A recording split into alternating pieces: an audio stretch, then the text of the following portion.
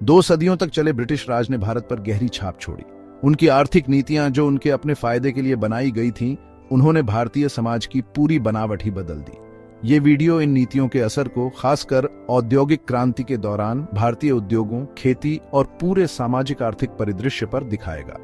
British east India company, जो शुरू में व्यापारी थे, धीरे धीरे उन्होंने राजनीतिक नियंत्रण हासिल कर लिया और उनका आर्थिक एजेंडा सिर्फ भारत से फायदा उठाने वाला बन गया। भारत, जो कभी अपने फलते फूलते उद्योगों और उपजाऊ कृषि भूमि के लिए मशहूर था, उसे कच्चे माल का सप्लायर और ब्रिटिश सामानों का बाजार बना दिया गया। भारत की आत्मनिर्भरता को जानबूझकर खत्म करने से ब्रिटिश औद्योगिकरण को बढ़ावा मिला, जिससे भारत गरीब और आर्थिक रूप से उन पर निर्भर हो गया। इस दौर में लागू की गई नीतियों का भारत पर आज भी गहरा असर है।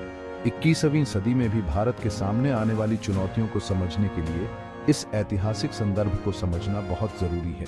आगे के सेक्शंस में अंग्रेजों द्वारा लागू की गई खास नीतियों और उनके भारत पर विनाशकारी परिणामों का विश्लेषण किया जाएगा। ये वीडियो आगे भारतीय समाज के बदलाव और इन शोषणकारी नीतियों के सीधे परिणाम स्वरूप गरीबी और आर्थिक पिछड़ेपन के उदय को भी दिखाएगा। औद्योगिक क्रांति। ब्रिटेन में अभूतपूर्व तकनीकी प्रगति का दौर भारत पर एक विरोधाभासी प्रभाव डाला।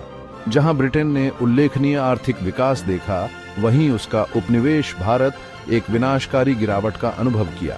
यह कोई संयोग नहीं था, बल्कि ब्रिटिश आर्थिक नीतियों का सीधा परिणाम था, जो उपनिवेश की कीमत पर उपनिवेश बनाने वाले को लाभ पहुंचाने के लिए बनाई गई थी। ब्रिटेन में नई मशीनरी के आविष्कार से कच्चे माल की मांग में वृद्धि हुई, एक ऐसी मांग जो भारत द्वारा आसानी से पूरी की गई।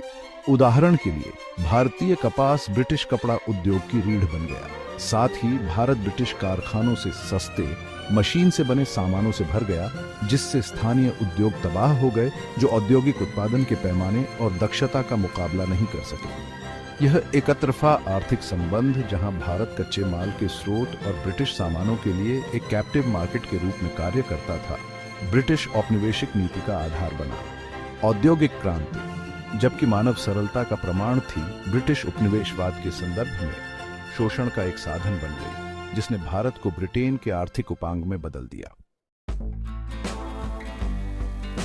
ब्रिटिश शासन से पहले भारत में एक जीवंत औद्योगिक क्षेत्र था।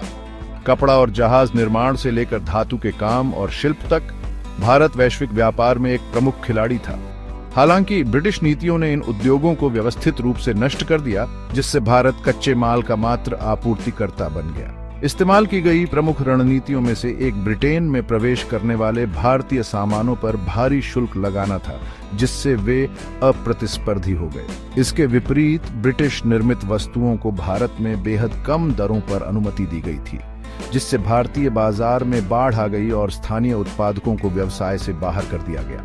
उदाहरण के लिए, भारत का कभी फलता फूलता कपड़ा उद्योग सस्ते ब्रिटिश वस्त्रों की आमद से तबाह हो गया था। भारतीय उद्योगों का यह जानबूझकर विनाश ब्रिटिश नीतियों का अनपेक्षित परिणाम नहीं था, बल्कि प्रतिस्पर्धा को खत्म करने और भारतीय बाजार पर एकाधिकार हासिल करने के लिए एक सोची समझी चाल थी। अंग्रेजों ने जानबूझकर भारतीय उद्योगों को अपने निर्मित सामानों के लिए मार्ग प्रशस्त करने के लिए पंगु बना दिया, जिससे एक बार आत्मनिर्भर राष्ट्र आर्थिक रूप से आश्रित उपनिवेश में बदल गया। भारतीय कारीगरों और शिल्पकारों पर ब्रिटिश नीतियों का प्रभाव विशेष रूप से गंभीर था। ये कुशल व्यक्ति, जिन्होंने भारत के पारंपरिक उद्योगों की रीढ़ बनाई, बेरोजगार और गरीब हो गए।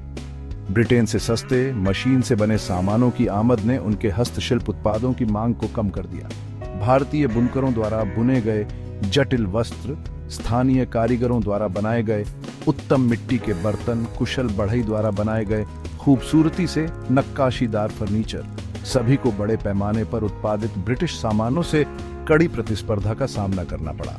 कम कीमतों और औद्योगिक उत्पादन की गति का मुकाबला करने में असमर्थ इन कारीगरों को अपनी पारंपरिक आजीविका से बाहर कर दिया गया।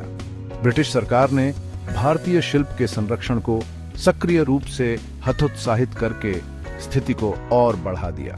उन्होंने ब्रिटिश सामानों की खपत को बढ़ावा दिया, उन्हें श्रेष्ठ और फैशनेबल के रूप में चित्रित किया। पारंपरिक शिल्प के इस व्यवस्थित दमन से पीढ़ियों से चले आ रहे कलात्मक कौशल में गिरावट आई, जिससे भारत की समृद्ध सांस्कृतिक विरासत को गहरा धक्का लगा।